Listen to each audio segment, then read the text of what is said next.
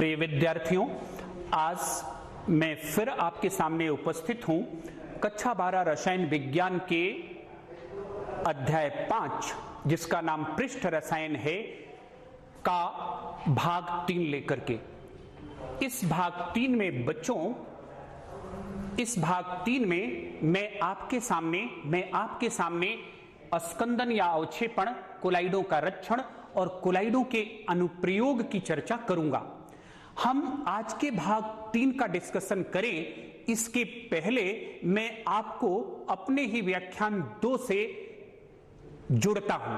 व्याख्यान 2 में बच्चों आपने देखा था कि कोलाइडों का आवेश, आपने उसमें देखा था कि कोलाइडी कण कैसे होते हैं, आवेशित होते हैं, और जो कोलाइडी कणों का आवेश है वही कोलाइड का आवेश माना जाता है। वैसे पूरा कोलाइडी निकाय उदासीन होता है, लेकिन कोलाइडी कण क्या होते हैं, आवेशित होते हैं, और वही कोलाइडी कणों का आवेश ही कोलाइडों का आवेश माना जाता है। जैसे हम किसी कोलाइड को ले लें, जैसे हम गोल्ड साल को ले लें, साल भी एक तरह का कोलाइड है, कोलाइड का एक प्रकार है, तो इसके कोलाइडी कणों पर क्या होता है, इसके कोलाइडी कणों पर ऋणावेश होता है। तो गोल्ड के जितने भी कोलाइडी कण होंगे सब पर ऋणावेश होगा। आप कहते हैं कि आवेश का महत्व क्या है? महत्व तो आप देखते हैं कि अगर किसी कोलाइडी कणों पर समान आवेश रहेगा तो वो एक दूसरे को क्या करेंगे, वो एक दूसरे को प्रतिकर्षित करेंगे। तो कोलाइडों का आवेश किसके लिए उत्तरदायी है बच्चों? कोलाइडों का आवेश कोलाइड के अस्थायित्व के लिए क्या है, उत्तरदायी है। ये कोलाइड को अस्थायित्व देता है।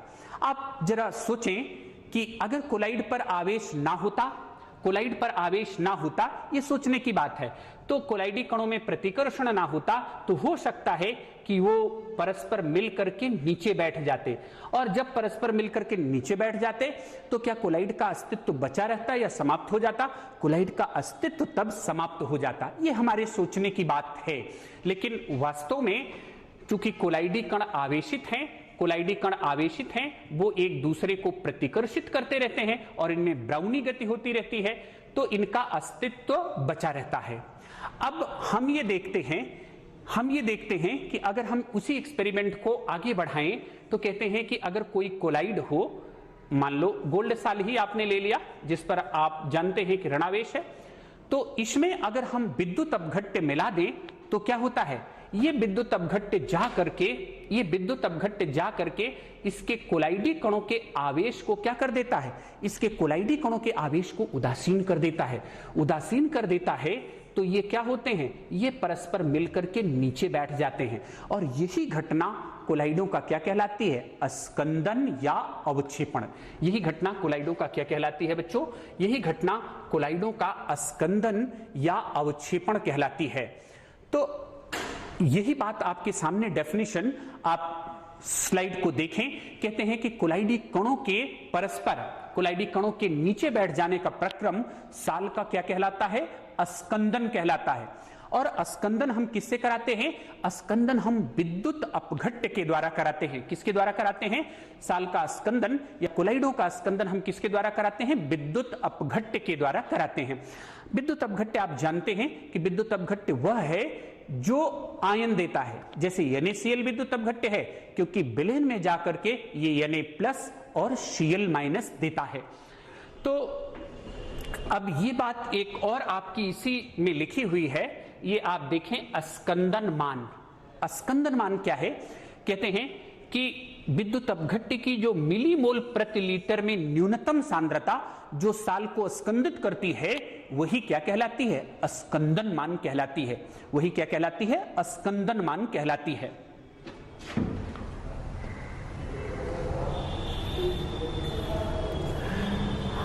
अब बच्चों हम आपके सामने डिस्कस करें, थोड़ा सा आपको बताना चाहते हैं कि अस्कंदन की क्रियाविधि क्या है, उसको हम और आपको स्पष्ट करना चाहते हैं।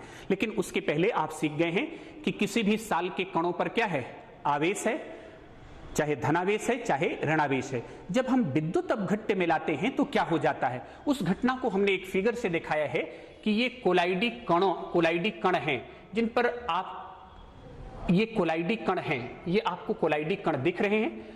अब इन कोलाइडी कणों पर, इन ये कोई कोलाइड है, यहां लिखा है लायोफोबिक कोलाइड, इसमें हम विद्युत अपघट्य मिला दें तो विद्युत अपघट्य का आयन जो है वो आएगा और कोलाइडी कणों के आवेश को क्या कर देगा, उदासीन करेगा, और उदासीन करेगा तो वो परस्पर मिल करके क्या बना देंगे, अवक्षेप बना देंगे। क्या बना देंगे, अवक्षेप बना देंगे, जिससे कोलाइड क्या हो जाएगा, अस्कंदित हो जाएगा।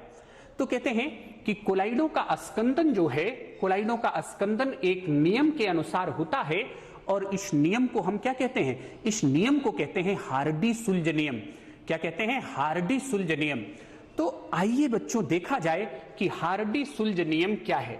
कौन सा नियम हमें देखना है, हार्डी-सुल्ज नियम क्या है। अगर आपको हार्डी-सुल्ज नियम बताएं तो आपको ये बात सीखनी होगी। ये बात आप सीख सकते हैं कि जैसे ये आपके पास गोल्ड साल है, गोल्ड साल है। अब इसमें आपने क्या मिला दिया, इसमें आपने मिला दिया NaCl। तो NaCl किस में टूटेगा जा करके, Na+ और Cl- में। तो होता क्या है बच्चों कि गोल्ड के कोलाइडी कणों पर ऋणावेश है, तो जब आपने NaCl मिलाया तो उसके पास धनावेश और ऋणावेश दोनों है। तो जब आप इसको मिलाते हैं तो गोल्ड के कणों का जो ऋणावेश है वो NaCl का Na+ इस आवेश को उदासीन कर देता है।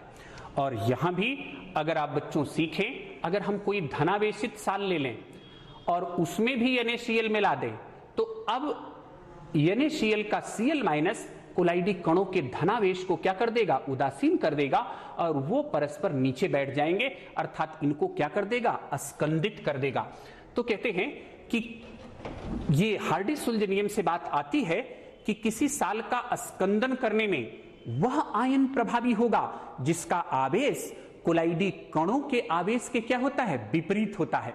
जैसे साल आपका धनावेशित है तो विद्युत अपघट्य का ऋणायन उसे क्या करेगा, उसे क्या करेगा, अस्कंदित करेगा, उसे क्या करेगा, अस्कंदित करेगा। और उसे ही किसी साल का स्कंदन करने में वह आयन प्रभावी होगा, वह आयन प्रभावी होगा जिसके आवेश का चिन्ह कोलाइडी कणों के आवेश के चिन्ह के क्या होता है, विपरीत होता है। और इसे ही बच्चों एक नाम देते हैं, और वो नाम क्या कहलाता है, वो नाम कहलाता है प्रभावी आयन। क्या कहलाता है, प्रभावी आयन। तो साल का स्कंदन करने के लिए विद्युत अपघट्य का कौन सा आयन प्रभावी होगा, वह आयन प्रभावी होगा जिसके आवेश का चिन्ह कोलाइडी कणों के आवेश के क्या होगा, विपरीत होगा। अब थोड़ा और हम बताते हैं बेटा कि जैसे आपके पास कोई सॉल है, आपके पास कोई सॉल है ये, और उसी साल को हमने 3 कंटेनर में रख दिया, 3 कंटेनर में, और मान लो गोल्ड ही साल है, इसको 3 कंटेनर में रख दिया।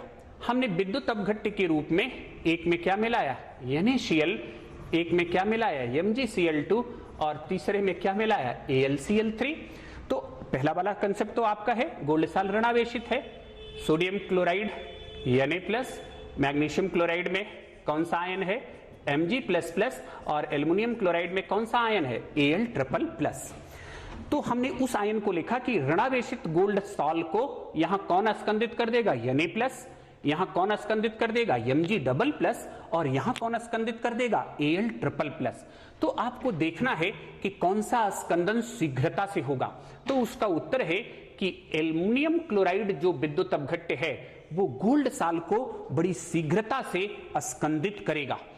फिर उसके बाद कौन करता है, MgCl2, और सबसे लास्ट में कौन करता है, NaCl। सबसे लास्ट में कौन करता है, NaCl। तो ये अंतर बच्चों क्यों आया, ये अंतर क्यों आया, ये अंतर इसलिए आया, तब हार्डी-सुल्ज नियम में दूसरा पॉइंट आया कि जो प्रभावी आयन कौन है, जिसके आवेश का चिन्ह कोलाइडी कणों के आवेश के क्या है, विपरीत है। तो कहते हैं कि प्रभावी आयन का जो अवक्षेपक प्रभाव है वो उनके आवेश पर क्या करता है, निर्भर करता है। जैसे यहां लिखा है कि अगर आपका साल ऋणावेशित है तो उसे कौन स्कंदित करेगा, विद्युत अपघट्य का धनायन। लेकिन धनायन में Na+ का स्कंदन प्रभाव Mg2+ से कम होगा, और ये कम होगा किससे, Al3+ से। क्यों, ऐसा क्यों है, क्योंकि जैसे जैसे आवेश बढ़ता है वैसे वैसे स्कंदन का प्रभाव भी क्या करता है, बढ़ता है। अगर आपके पास साल धनावेशित है तो आप जानते हैं कि धनावेशित साल के लिए प्रभावी आयन कौन सा होगा? ऋणायन। और ऋणायन में वो आयन ज्यादा प्रभावी होगा जिस पर आवेश ज्यादा होगा। देखिए उसी क्रम में लिखा है, ये Cl माइनस है, इसका स्कंदन प्रभाव कम होगा किससे? इस पर 2 माइनस है, इसका स्कंदन प्रभाव कम होगा फॉस्फेट आयन से, और इसका स्कंदन प्रभाव कम होगा किससे? फेरोसाइनाइड आयन से, क्योंकि फेरोसाइनाइड आयन पर 4 यूनिट क्या है? ऋणावेश है। और ये बात ध्यान रखना कि ये प्रभाव किसके लिए दिखाएंगे? धनावेशित साल के लिए। और विद्युत अपघट्ट के धनायन किसके लिए प्रभाव दिखाएंगे? ऋणावेशित साल के लिए। किसके लिए प्रभाव दिखाएंगे? ऋणावेशित साल के लिए। तो ये बच्चों आपके सामने थी हार्डी-सुलज नियम की व्याख्या। उसको आप जानते हैं कि किसी साल का स्कंदन करने में विद्युत अपघट्ट का वह आयन प्रभावी होगा जिसके आवेश का चिन्ह कोलाइडी कणों के आवेश के विपरीत होता है, और आयनों का जो स्कंदन प्रभाव है वो इनके आवेश पर निर्भर करता है। प्रभावी आयन का जो स्कंदन प्रभाव है, प्रभावी आयन कौन सा है? जिसके आवेश का चिन्ह कोलाइडी कणों के आवेश के क्या है? विपरीत है। इस पर बच्चों हमने आपके कंसेप्ट के लिए एक क्वेश्चन दिया हुआ है, और वो क्वेश्चन क्या है? यहां दिया है, ऋणावेशित अर्सेनियस सल्फाइड के कोलाइडी निकाय को स्कंदित करने के लिए सबसे अधिक प्रभावी आयन कौन सा होगा? तो पहले ही दिया गया है ऋणावेशित साल है, ऋणावेशित साल है तो प्रभावी आयन कौन सा होगा? धनायन होगा। और धनायन में कौन प्रभावी आयन ज्यादा होगा?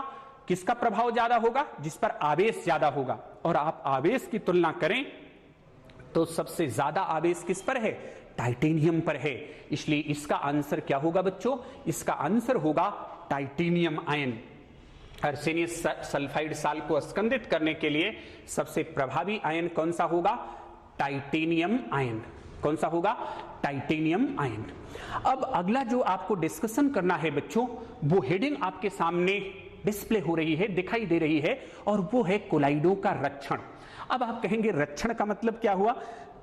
अंग्रेजी में प्रोटेक्शन ऑफ कोलाइड। प्रोटेक्शन, रक्षण का मतलब जो आप समझते हैं वही है रक्षा करना।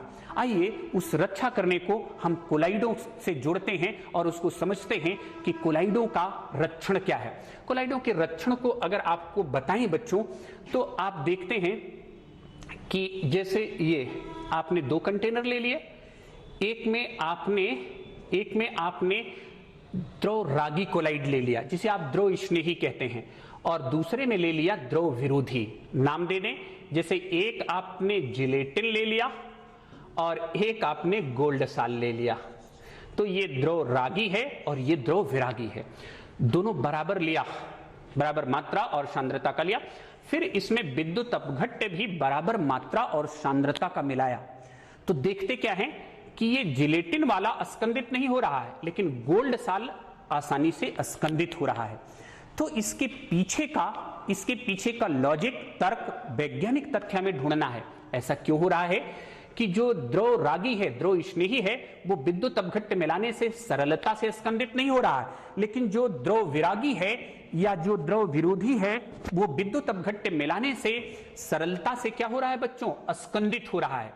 तो कहते हैं उसका उत्तर है कि जो द्रव स्नेही है उसके अणु बहुत ही, द्रव स्नेही कोलाइड है उसके कोलाइडी कण कहें, कोलाइडी कण बहुत ही विलायक योजित होते हैं। They are highly solvated. तो जब विद्युत अपघट्ट मिलाते हैं तो वो सीधे कोलाइडी कणों के संपर्क में नहीं आ पाता, लेकिन जब आप यहां विद्युत अपघट्ट मिलाते हैं तो वो सीधे ही कहां आ जाता है? कोलाइडी कणों के संपर्क में आएगा। और जब सीधे ही वो कोलाइडी कणों के संपर्क में आ जाता है तो उन्हें क्या कर देता है? उदासीन कर देता है। तो द्रव स्नेही विद्युत अपघट्ट द्वारा सरलता से क्यों नहीं स्कंदित होता? क्योंकि वो बहुत ही, उसके जो कोलाइडी कण हैं बहुत ही हाईली सॉल्वेटेड हैं, विलायक योजित हैं। और द्रव विरोधी में जो कोलाइडी कण हैं उनका माध्यम से उतना आकर्षण नहीं है जितना द्रव स्नेही का है। इसीलिए विद्युत अपघट्ट मिलाते हैं तो विद्युत अपघट्ट द्वारा ये सरलता से स्कंदित हो जाते हैं। अब देखिए, बार बार आपको कहते हैं कि विज्ञान कहां से आता है? प्रयोगों से। और प्रयोगों की शुरुआत हमारे आसपास के वातावरण से होती है और उसको सोचने से होती है। अब इसमें और सोचते हैं, क्या सोचते हैं कि अगर हमारे पास ये द्रव विरोधी कोलाइड हो और उसमें द्रव स्नेही मिला दें। फिर से सीखना, ये कंटेनर है, इसमें हमने क्या लिया, द्रव विरोधी।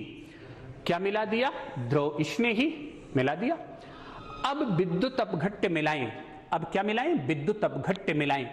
तो देखते क्या है बच्चों कि अब ये विद्युत अपघट्य द्वारा द्रव विरोधी सरलता से स्कंदित नहीं होता, सरलता से स्कंदित नहीं होता।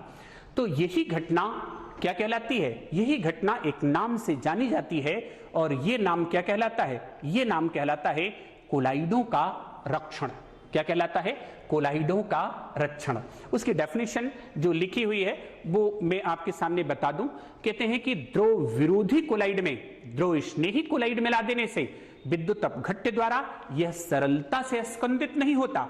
इसे ही कोलाइडों का क्या कहते हैं, रक्षण कहते हैं। तो इसमें द्रव स्नेही कोलाइड क्या कहलाएगा, द्रव स्नेही कोलाइड रक्षी कोलाइड कहलाएगा। जैसे गोल्ड साल है, गोल्ड साल में हम जिलेटिन मिला दें और फिर विद्युत अपघट्य मिलाएं तो जिलेटिन क्या करेगा, गोल्ड साल की रक्षा करेगा। किसके द्वारा, विद्युत अपघट्य के द्वारा। तो यही घटना कोलाइडों का क्या कहलाती है बच्चों, यही घटना कोलाइडों का रक्षण कहलाती है। क्या कहलाती है बच्चों, रक्षण कहलाती है। अब हमने आपसे अभी पीछे बताया था कि बार बार विज्ञान के विद्यार्थी के मन में यह सवाल आता है कि अगर हम जिलेटिन की जगह कोई दूसरा द्रव स्नेही ले लें, हाँ सवाल बच्चों स्वाभाविक है, स्टार्च ले लें और भी एल्ब्यूमिन ले लें, हीमोग्लोबिन ले लें, तो क्या सबकी रक्षण क्षमता एक ही रहेगी या अलग अलग हो जाएगी? क्वेश्चन आपका सही है। तो कहते हैं कि नहीं, सबकी रक्षण क्षमता जो होती है वो डिफरेंट होती है, वो अलग अलग होती है। जो द्रव स्नेही कोलाइड हैं सबकी रक्षा करने की क्षमता जो है वो डिफरेंट होती है, अलग अलग होती है। और उसी को हम एक संख्या के रूप में व्यक्त करते हैं जिसे क्या कहते हैं, स्वर्ण संख्या या स्वर्णांक। क्या कहलाती है, स्वर्ण संख्या या स्वर्णांक। तो ये बात आप बताएं कि स्वर्ण संख्या या स्वर्णांक क्या बताएगा, स्वर्ण संख्या या स्वर्णांक बताएगा कि किस द्रव स्नेही कोलाइड की रक्षण क्षमता मात्रात्मक रूप से कितनी है। उसके लिए मात्रात्मक रूप से मतलब उसकी न्यूमेरिकल वैल्यू क्या है, वो अंकिक मान के रूप से कितनी है। तो कहते हैं कि लेकिन ये बात हमें क्लियर हो गई है कि अगर हमें स्वर्ण संख्या को निर्धारित करना है तो हमें किसकी जरूरत है, द्रव विरोधी की, द्रव विरोधी कोलाइड की, द्रव स्नेही कोलाइड की और किसकी, विद्युत अपघट्य की। तो ये कंसीडर करते हैं बच्चों, द्रव विरोधी के रूप में ले लेते हैं, द्रव विरोधी के रूप में ले लेते हैं गोल्ड साल। क्या ले लेते हैं, गोल्ड साल। और विद्युत अपघट्य के रूप में क्या लेते हैं, विद्युत अपघट्य में लेते हैं, विद्युत अपघट्य के रूप में लेते हैं 10% NaCl का 1 मिलीलीटर। और ये जो 10 मिलीलीटर मानक गोल्ड साल लेते हैं, मानक का मतलब क्या, जिसकी सांद्रता, जिसका कंसंट्रेशन नोन हो, ये मानक है। मानक उसी को आप कहते हैं, मानक का मतलब जिसका कंसंट्रेशन नोन हो उसी को कहते हैं स्टैंडर्ड कोलाइड। तो हमने गोल्ड साल है ना 10 ml लिया है और कंसंट्रेशन नोन है, और हमें मिलाना क्या है, 10% NaCl का क्या मिलाना है, 1 ml मिलाना है। अब इसकी रक्षा कैसे होगी, इसकी रक्षा बच्चों होगी द्रव स्नेही से। तो द्रव स्नेही एक बार आप क्या मिलाएं, जिलेटिन मिलाएं, एक बार स्टार्च मिलाएं, एक बार हीमोग्लोबिन मिलाएं। तो देखते हैं कि इनकी कितनी मात्रा लगी। तो आप देखें तो ये है, जिलेटिन लिया तो स्कंदन से रक्षा में ये मात्रा लगी, हीमोग्लोबिन ये मात्रा, एल्ब्यूमिन ये मात्रा, स्टार्च ये मात्रा। तो कहते हैं कि मात्रा की इकाई क्या है, मात्रा की इकाई बच्चों मिलीग्राम है। तो कहते हैं कि मिलीग्राम आपने दिखाया नहीं, वो डेफिनेशन में बोलते हैं। आप सुनिए, किसी द्रव स्नेही कोलाइड का स्वर्णांक इसका मिलीग्राम में वह भार है जिसकी उपस्थिति में 10 मिलीलीटर मानक गोल्ड साल में 10% NaCl का 1 मिलीलीटर डालने से इसका स्कंदन रुक जाता है। तो उस 10 मिलीलीटर मानक गोल्ड साल की 10% NaCl के 1 मिलीलीटर से रक्षा करने में स्टार्च का कितना लगा, 25 मिलीग्राम। 25 मिलीग्राम लगा है, लेकिन हम बोलेंगे स्टार्च की गोल्ड नंबर कितनी है 25। जैसे एल्ब्यूमिन का कितना लगा 0.10 मिलीग्राम, लेकिन मिलीग्राम नहीं बोलेंगे। जब हम स्वर्ण संख्या बोलेंगे तो कहेंगे कि एल्ब्यूमिन की स्वर्ण संख्या 0.10 है। उसे हमने डेफिनेशन में कह दिया है किसी द्रव स्नेही कोलाइड का स्वर्णांक इसका मिलीग्राम में वह भार है जिसकी उपस्थिति में 10 मिलीलीटर मानक गोल्ड साल में 10% NaCl का 1 मिलीलीटर डालने से साल का स्कंदन रुक जाता है। यहां आप कंपैरिजन करते हैं। क्या कंपैरिजन करते हैं? आप बताना है बच्चों कौन सा रच्छी कोलाइड अच्छी क्वालिटी का होगा, जिसका स्वर्णांक कम हो या जिसका स्वर्णांक ज्यादा हो। या आप देखें जिलेटिन अच्छा रच्छी कोलाइड है या स्टार्च, तो उत्तर क्लियर है। क्या स्पष्ट है कि जिस द्रव स्नेही कोलाइड का स्वर्णांक जितना कम होता है वो उतना ही अच्छा रच्छी कोलाइड होता है। जैसे इसमें जिलेटिन एक उच्च कोटि का रच्छी कोलाइड है और स्टार्च जो है वो उससे निम्न कोटि का रच्छी कोलाइड है। उससे निम्न कोटि का क्या है? रच्छी कोलाइड है। तो ये बच्चों आपके बारे में ये बच्चों आपके लिए स्वर्ण संख्या का क्या था? स्वर्ण संख्या का डिस्कशन था। अब बहुत सारी, जब हम कोलाइड भाग 1 शुरू कर रहे थे, भाग 2 हमने देखा और आज हम भाग 3 आप लेकर के आपके सामने उपस्थित हैं, तो बहुत सारे बच्चों के मन में जिज्ञासा आती है कि इतना हम कोलाइड पढ़ रहे हैं, कोलाइड का अनुप्रयोग क्या है? अब बच्चों आपने कोलाइड की अवधारणा पढ़ लिया है, अनुप्रयोग आप देखेंगे और वो आपकी जिज्ञासा शांत हो जाएगी कि कोलाइड का अनुप्रयोग क्या है या कोलाइड किस लिए हमारे लिए महत्वपूर्ण है। इसमें पहली हेडिंग आपके सामने लिखी है धूम्र का विद्युतीय अवक्षेपण। क्या लिखा है? धूम्र का विद्युतीय अवक्षेपण। धुआं बच्चों आप जानते हैं कि धुआं क्या है? कोलाइड, धूम्र कोलाइड है। अभी आप इसका एरोसॉल नाम दे रहे थे कि धुआं जब निकलता है कहीं से भी, चिमनियों से निकलता है, किसी भी औद्योगिक एक्टिविटी से निकलता है या किसी भी एक्टिविटी से निकलता है, तो धुएं में कार्बन के, आर्सेनिक के कोलाइडी कण रहते हैं और कार्बन के कणों पर क्या है? ऋणावेश है। जब धुआं वायु में मिल जाता है तो सांस के द्वारा हमारे कहां पहुंच जाता है? शरीर में पहुंच जाता है और वो सांस संबंधी कई बीमारियां उत्पन्न करता है। तो कहते हैं कि इसका निराकरण कैसे किया जाए? इसका निराकरण आपको ऐसे किया जा सकता है कि चिमनियों से निकलने वाला धुआं है उसे हाई वोल्टेज उच्च वोल्टता से प्रवाहित कर दें। जैसे कार्बन का ऋणावेशित कण है तो हाई वोल्टेज का धनावेश है, तो ये इसके कोलाइडी कणों को उदासीन कर देगा और वो नीचे बैठ जाएंगे। तो अब ये जो बाहर निकलेगा उसमें कार्बन के कण नहीं रहेंगे, कार्बन के कण नहीं रहेंगे तो वो हमारे लिए हार्मफुल नहीं होगा, हमारे लिए नुकसानदायक नहीं होगा। इसी को कहते हैं बच्चों, इसी को कहते हैं, ये आपके सामने है, इसी को कहते हैं काट्रेल अवक्षेपक। और उसका ये एक फिगर आपके सामने ये दिखाया गया है। काट्रेल अवक्षेपक का ये फिगर आपके सामने है कि यहां हमने हाई वोल्टेज लगाया है। क्या लगाया है? High voltage. यहां से आपका स्मोक है और ये gases free from carbon particle. तो हाई वोल्टेज क्या करता है? स्मोक के कणों को क्या कर देता है? स्मोक के कणों के आवेश को उदासीन कर देता है और वो सेटल डाउन कर जाते हैं। ये लिखा है प्रेसिपिटेटेड एस। क्या लिखा है? Precipitated S. वो क्या कर जाता है? नीचे बैठ जाता है। तो ये इसका अगला आपके सामने जो अनुप्रयोग है वो लिखा है बच्चों पेयजल का शुद्धिकरण। तो कहते हैं कि पेयजल के शुद्धिकरण से क्या अभिप्राय है? पेयजल के बारे में आपसे बताएं कि बहुत सारा ये आती है, ये आंकड़े अपने यहां आते हैं कि हमारे शरीर में जो बीमारियां होती हैं उसमें से 70% तक बीमारियां ऐसी होती हैं जो अशुद्ध पानी से फैल जाती हैं। इसलिए शुद्ध जल ग्रहण करना ये बहुत ही शरीर के लिए क्या हो जाता है? इंपॉर्टेंट हो जाता है। तो कहते हैं कि इस पेयजल का शुद्धिकरण, इस पेयजल का शोधन कैसे किया जाए? उसमें कोलाइडों की क्या भूमिका है? उसमें कोलाइडों की ये भूमिका है कि जैसे आपका पेयजल है और अगर उसमें कुछ निलंबित कण हैं, बड़े कण हैं, तो आप उसमें सिंपल प्रयोग से क्या मिला सकते हैं? आप मिला सकते हैं एलम। एलम क्या है, एलम फिटकरी आप बोलते हैं, ये विद्युत अपघट्य है। तो ये जो इसमें अशुद्धियां हैं, ये अशुद्धि के कणों को क्या कर देगा, उदासीन कर देगा, और वो कहां बैठ जाएंगे, वो नीचे बैठ जाएंगे। आप पानी को फिल्टर कर लीजिए, वो पानी कैसा हो जाएगा, पीने योग्य हो जाएगा।